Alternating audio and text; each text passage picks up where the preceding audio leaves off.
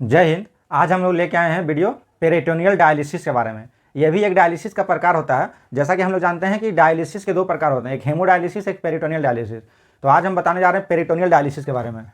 Peritoneal dialysis, ये जो आप इमेज देख रहे हैं, ये पेरिटोनियल, ये हम लोग का ये अपर पार्ट का है और ये हम लोग का एब्डोमिनल पार्ट का है और ये नीचे लोअर पार्ट का है। ठीक है, तो एब्डोमिनल कैविटी को ही, एब्डोमिनल जो कैविटी रहता है हम लोग का, जो पेट रहता है, उसी में अपर मतलब जो बाहर वाला, जो सामने तरफ वाला जो पोर्शन होता है उसको हम लोग बोलते हैं पेरिटोनियल कैविटी, और जो पीछे तरफ होता है उसको हम लोग बोलते हैं रेट्रोपेरिटोनियल कैविटी, है ना।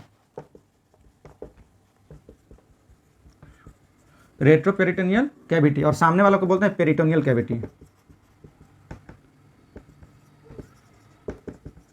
Peritoneal cavity, cavity that means एक गुहा, एक तो वहाँ पे स्पेस होता है जहाँ पे हम लोग कुछ फ्लूइड वगैरह डाल सकते हैं, मतलब गड्ढा टाइप का होता है ना। जैसे कि अब हम लोग का पेट के अंदर जो ऑर्गन रहता है, जैसे स्टोमक, लीवर, तो ये सब जो है वो हम लोग का स्मॉल इंटेस्टाइन, लार्ज इंटेस्टाइन, ये पेरिटोनियल कैविटी में है। और जो पीछे का ऑर्गन है जैसे किडनी हो गया, वो है हम लोग का रेट्रोपेरिटोनियल कैविटी में।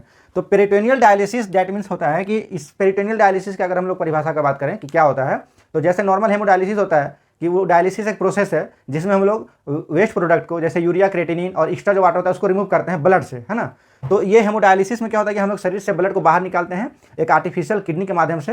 हेमोडायलिसिस मशीन में जो आर्टिफिशियल किडनी लगता है उसके माध्यम से ब्लड में से पानी और वेस्ट प्रोडक्ट को निकाल के अलग कर देते हैं, और फिर जो फिल्टर ब्लड रहता है उसको पेशेंट का बॉडी में डाल देते हैं, वो हेमोडायलिसिस होता है। और पेरिटोनियल डायलिसिस में होता है कि पेरिटोनियल डायलिसिस में पेशेंट का ब्लड को बाहर नहीं निकालते हैं, बल्कि हम लोग एक सॉल्यूशन रहता है जिसको डायलिसिस सॉल्यूशन बोलते हैं, पीडी यानी पेरिटोनियल डायलिसिस सॉल्यूशन, उसको पेशेंट का शरीर के अंदर डालते हैं। कहाँ पे डालते हैं? ये वाला पेरिटोनियल कैविटी में डालते हैं, इसीलिए इसका नाम पेरिटोनियल डायलिसिस पड़ा। और वो जो फ्लूइड रहता है वो पेरिटोनियल कैविटी में जाता है। उसके बाद क्या होता है, लगभग हम लोग उसको 2 घंटा छोड़ देते हैं। तो 2 घंटा छोड़ने के बाद वो जो फ्लूइड है वही मेन डायलिसिस काम करता है। कैसे?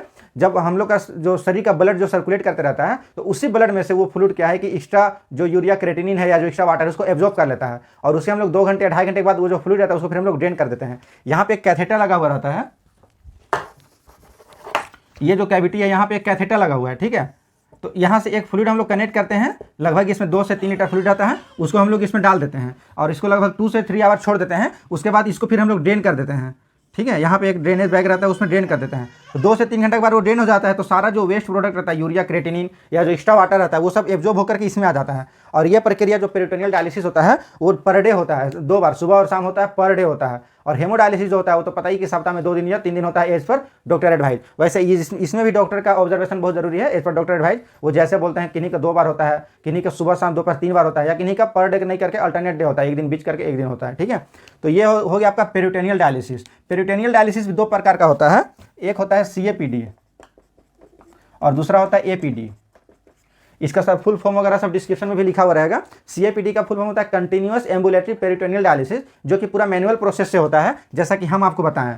और APD होता है ऑटोमेटेड पेरिटोनियल डायलिसिस, उसमें एक मशीन के माध्यम से वो फ्लूइड बॉडी के अंदर जाता है और जब डायलिसिस हो जाता है तो वो निकल जाता है। ये रात में होता है ना।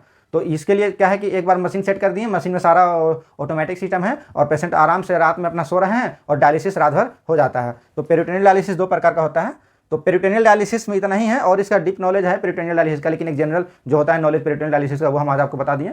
मिलते हैं नेक्स्ट वीडियो में, धन्यवाद।